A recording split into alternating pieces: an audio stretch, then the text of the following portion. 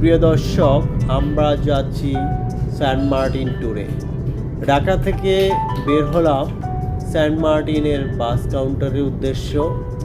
আমাদের Saint Martin ট্যুরের বাস কাউন্টারটি হলো ঢাকার আরামবাগ। তাই আমরা রাজধানীর বনশ্রী হতে একটি উবার ভাড়া করে নিলাম এবং উবারটি রামপুরা টেলিভিশনের পাশ দিয়ে সরাসরি চলে গেল মালিবাগ ফ্লাইওভারের উপরে আছি আমরা। মালিবাগ ফ্লাইওভার থেকে আমরা রাজারবাগ প্রান্ত দিয়ে নেমে চলে যাব আরামবাগ বাস কাউন্টারে। আরামবাগ হতে রাত 12টায় আমাদের কক্সবাজারের বাসটি ছেড়ে দিল। আমরা এসি কোচের বিজনেস ক্লাসের 4টি সিট ভাড়া নিয়েছি। আমাদের সাথে আরও রয়েছে 2টি কাপল, নাসরিন, লিখন, তারপর লাবণী রিপন। সো আমরা ভোর 5টায় চলে আসলাম কক্সবাজার জেটি ঘাটে। ওখান থেকে আমরা আলু ফুটার পর আস্তে আস্তে আমাদের শিপে চলে গেলাম। আমাদের শিপটি ছিল 12 আউলিয়া, যদিও আমরা রং এজেন্ট থেকে টিকিট কাটায় আমাদের যথাযথ সিট পাইনি। আমরা বিজনেস ক্লাসের সিট কাটলেও পরবর্তীতে আমাদেরকে যেতে হচ্ছে ইকোনমিতে, এদের রং কমিউনিকেশন বা ব্লাফিংয়ের জন্য। তো যাই হোক, একটু বিড়ম্বনা থাকলেও আমরা এখন শিপে উঠে গেছি। শিপটি কক্সবাজার জেটি ঘাট থেকে ছেড়েছে এবং এটি ধীরে ধীরে সামনে সেন্ট মার্টিনের দিকে অগ্রসর হয়ে চলছে। ডিসেম্বরের কক্সবাজার কিংবা সেন্ট মার্টিন ট্যুরে অনেক রাশ থাকে, তো সেই ক্ষেত্রে বাসের টিকিট, হোটেল বুকিং বা বিশেষ করে যারা সেন্ট মার্টিনে যাবেন, সেন্ট মার্টিনের শিপের টিকিট পাওয়াটা একটু কঠিন হয়ে দাঁড়ায়। সেই ক্ষেত্রে অবশ্যই আপনারা পারলে 1 মাস আগে, না পারলে কমসে কম 15 দিন আগে আপনাদের এই বাস, শিপ এবং হোটেলের টিকিট বুকিং করে নেবেন। ঢাকা থেকে বিভিন্ন ধরনের বাস পাওয়া যায়, এসি কোচেও পাওয়া যায়, নর্মাল সিট পাওয়া যায়, তাছাড়া বিজনেস ক্লাস সিট, স্লিপারগুলো পাওয়া যায়।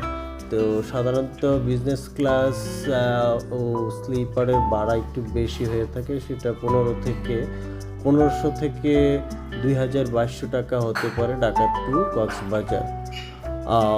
সেক্ষেত্রে অবশ্যই আপনারা যাচাই বাছাই করে নেবেন। তাছাড়া বিভিন্ন অনলাইন সহজ.com সহ আরও বিভিন্ন অনলাইন পোর্টালের মাধ্যমে টিকিট ক্রয় করা যায়। তাছাড়া সরাসরি বাস কাউন্টার থেকেও ক্রয় করা যায়। তবে অবশ্যই সতর্কতা অবলম্বন করবেন। কোনো এজেন্টের কাছে গেলে তাদের অথেন্টিসিটি এবং ক্যাপাসিটি আছে কিনা, প্রপারলি ম্যানেজ করতে পারে কিনা, এই বিষয়গুলো জেনে নেবেন। আমরা এবারে তিক্ত অভিজ্ঞতা হয়েছে, তারপরও যাওয়ার ইচ্ছে ছিল প্রচণ্ড, তাই একটু কষ্ট হলেও গিয়েছি। যদিও বিজনেস ক্লাসের টিকিট কেটে ইকোনমিতে যাওয়া অত্যন্ত হতাশজনক এবং বেদনাকর একটি বিষয় ছিল।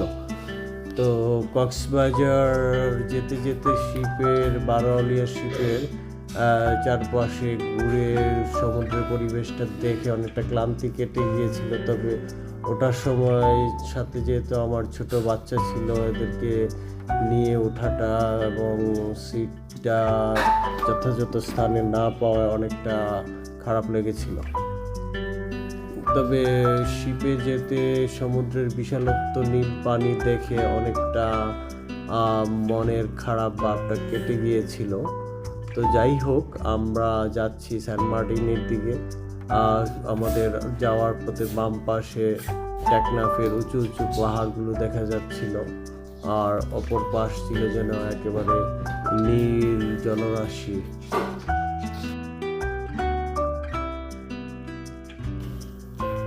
কক্সবাজার টু সেন্ট মার্টিনের শিপগুলোর ভাড়াও সাধারণত 1500 থেকে 3000 টাকায় হয়ে থাকে।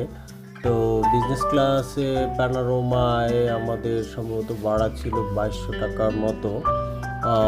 তাছাড়া যারা ইকোনমিতে ক্রয় করেন তারা তো 1500 টাকার মধ্যে সিট পেয়ে যান। আর এছাড়াও এখানে কিছু ভিআইপি সিটও রয়েছে যেগুলোর ভাড়া একটু বেশি। সেই ক্ষেত্রে ক্যাবিন আছে স্পেশাল, ওগুলো ভাড়া একটু বেশি। তো আপনারা এটি বারোয়াউলিয়া কর্ণফুলীর ওয়েবসাইট থেকে এবং সরাসরি ওই ওয়েবসাইট থেকে টিকিট ক্রয় করার চেষ্টা করবেন, তাছাড়া আপনারা প্রতারিত হতে পারেন। তো যাই হোক, আমরা সব 7টায় রওনা দিয়ে চলে এসেছি, কিন্তু 4টায় সেন্ট মার্টিনে চলে এসেছি। তো পরবর্তী পর্বে আমরা আপনাদেরকে সেন্ট মার্টিন দেখানোর চেষ্টা করবো। ভালো থাকবেন, সুস্থ থাকবেন, আল্লাহ হাফেজ।